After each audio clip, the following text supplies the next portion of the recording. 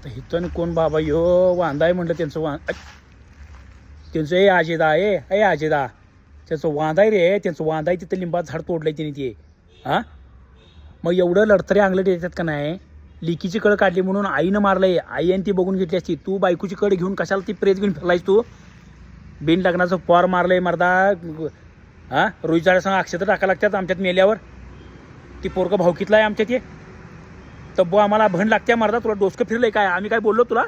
6 महिन्यात जामीन झाला असता बायकोचा बाहेर आली असती तुझं डोकं फिरलंय काय फॅमिली वाचवाय असं काय फॅमिली वाचवायच तू हां तर आता पॉर मारलायचा मर्दा खोरं घातलंय डोसक्यात म्हणून सांगायला लागलायच आणि तो प्रेत घेऊन फिरायला लागलाय मी केलंय म्हणजान होऊ जा की रिकामा मी बघतो काय करायची 6 महिन्यात बाहेर येतोस पहिल्या भागात पुरलास आणि बाहेर काढलास आणि पुरलास आणि बाहेर शिवरीच्या फुलाखाली परवा तुला बघितलं की नाही शिवरीच्या फुलाखाली तू पोरालतास आजेदा खोटं बोलू नकोस पुड्या खातोस ते खातोस आता मडी घेऊन फिरलास ती पोरग्याला आळ्या लागून बाद व्हायला लागली ते उगाच नाही ते काय करू नकोस पचत नाही नवा तर करायचं नाही हां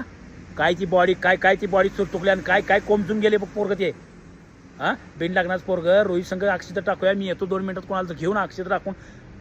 काय रे प्रेत घेऊन फिरायलाच बघ 3 भाग झाले तरी हां केलंय मांजर होता की रे कामा 6 महिन्यात होतंय मर्दा काय हाय की माझा 7-12 निघतो की माझा होतो की जामीन मी सांग जा बायकोला अरे आमच्या भाऊकीतली बाई आहे ती तब्बू आमच्या भाऊकीतली आहे भण लागते मला ती भाच्याला मारलाय तू घाल ती पोत्यात घाल चल मग